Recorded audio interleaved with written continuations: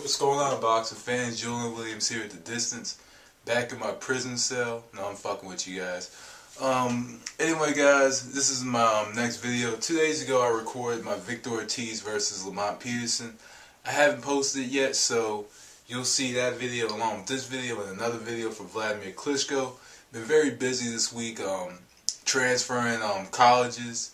I'm going to another college now to get teacher certification. So I've been really busy with that, so it's kept me away from YouTube. But anyway, guys, let's get into the boxing here. Bernard Hopkins versus Jean Pascal. Matchup takes place December the 18th. Going to be on Showtime. First time Hopkins has been on Showtime in a while. I think probably about 10 years. About 10 years since he's been on Showtime. And now he's facing Jean Pascal. Pascal, just had a pretty good victory over Chad Dawson, who many were considering the #1 fighter in the light heavyweight division. Because he defeated some very good veterans, and Glenn Johnson, and has victories over Tarver, and even though both of them are older fighters now, that victory over Johnson is actually better than ever, because Johnson just had that knockout over Alan Green, and even though Alan Green is a B-level fighter, it's still a good victory. Coming down in weight and beating Glenn Johnson. Also with Jean Pascal, he has lost to Carl Froch, and if you look at the matchup, if Jean Pascal wins this matchup, this makes Carl Froch's stock much higher, and it makes his win over Pascal better than it was 2 years ago. And Hopkins, something to consider with this matchup is that it's his first time stepping in with top competition in about 2 years, since October 18th of 2008 when he fought Kelly Pavlik. And the thing with Kelly Pavlik is Kelly Pavlik had to move up in weight. And that's pretty much how his last few fights with top quality opposition have been. Winky Wright was a top, I think was a top guy. It was like the #2 pound for pound best in the world when he fought Hopkins in 2007. He had to go up to like 170. And after him was Joe Calzaghe. Joe Calzaghe went from 168 to 175, but that one was a little bit different because I really don't think Calzaghe could have done much more at 168. He basically won all the belts, so Calzaghe moved up to 175, and in a close matchup he lost, and Kelly Pavlik, he just outclassed him, and those were his last three top opponents that he had faced. These three fighters were top pound for pound fighters in the world at the time when he faced them. And me, I don't buy into the pound for pound, and I see that on the YouTube community. There's a lot of pound for pound lists, and I'm not really going to dabble into that. But Roy Jones Jr. and Enrique Ornelas, I really would not consider them to be top quality opposition these days, despite the fact that I did choose Roy Jones over Hopkins when I made my prediction back in March of this year. But overall, this is going to be an interesting matchup, because Bernard Hopkins has a lot of boxing IQ, a lot of ring intelligence, and something else about him that could possibly be a liability for him is the fact that at the age of 45 and nearing 46 years old next month, he doesn't take too many risks in the ring, and this could be a liability. For Jean Pascal to win this matchup, he's going to have a very intense work rate. He's going to have to pretty much work effectively, through volume punching. Volume punching and setting the tempo using volume punching is going to win this matchup. It's basically outworking him, making Bernard Hopkins work more than he wants to. At a fast pace, even if he's getting countered, Pascal's going to look much better outworking Hopkins due to the fact that Hopkins is one of those fighters that you kind of have to look at sometimes in slow motion, because you see little subtle things that he does in slow motion, but judges aren't going to see the subtle things that he does in slow motion.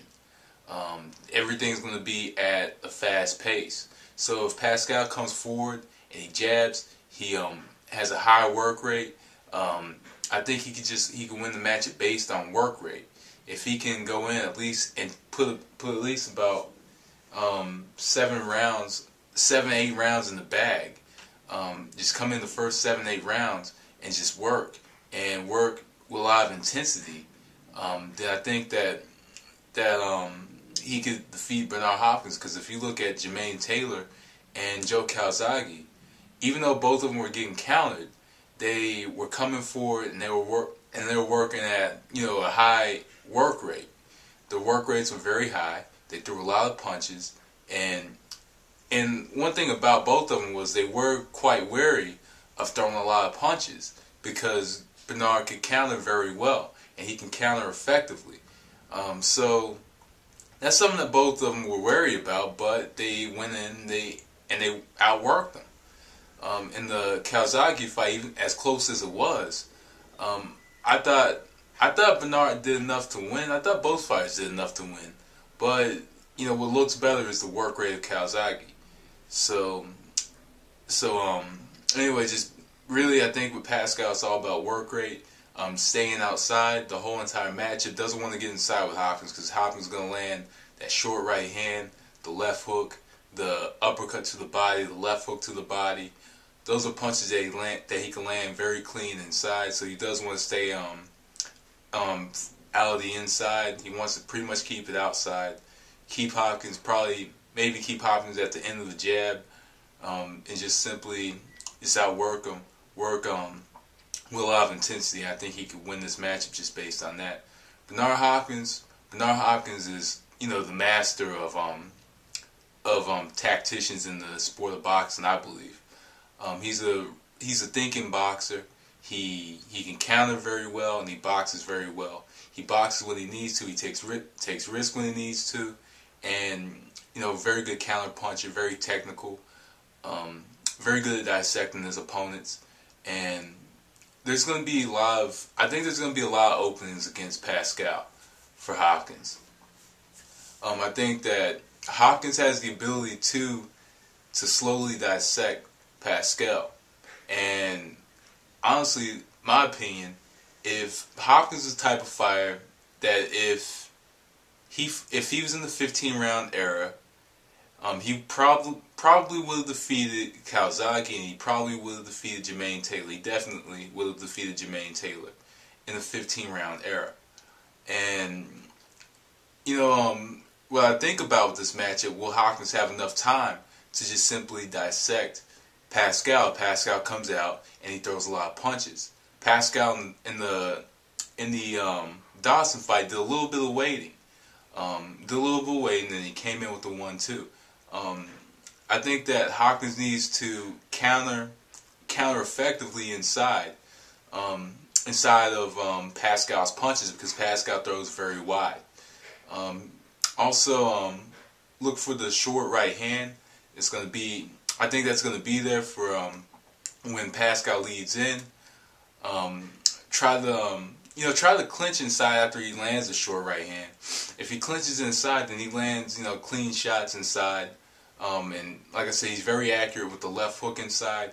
He's very accurate with he's quite accurate with the short right hand. Sometimes sets it up with a jab.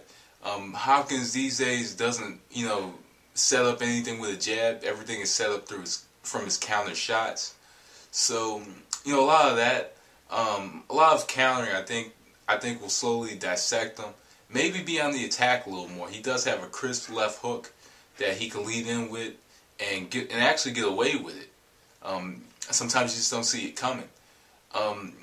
Hopkins also in this matchup. I really think that Hopkins in this matchup can be a little more aggressive. I think he could be a little more aggressive in this matchup, and just look for his openings. Look for all kinds of openings against Pascal. So I think just based on boxing ability and counter punching and instinct, I think I think that's the advantage that he has over Pascal. But Pascal's advantage is going to be youth.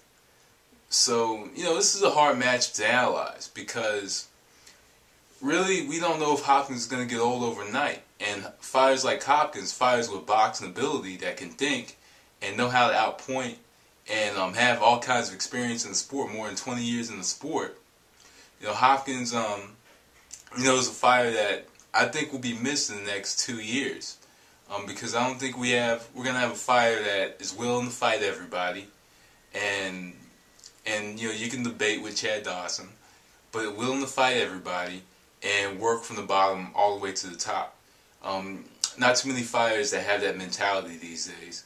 And even though it took him a long time to kind of reach that level of prominence in the sport, I think that Hopkins will defeat Jean Pascal by unanimous decision. I think Hopkins has the ability to outthink Pascal, and I think that he has the ability to make the adjustments that he needs in this matchup to get the victory, and maybe a close matchup. And I could actually see it going to Pascal in a close matchup as well. I see this possibly being a matchup that can go either way. But me, my heart pretty much says Bernard Hopkins by a unanimous decision, maybe even a split decision. I see this as a close matchup, very hard to analyze because we don't know if Hopkins is going to get old overnight. Who knows? So anyway, guys, that was The Distance. Thanks for watching. Peace.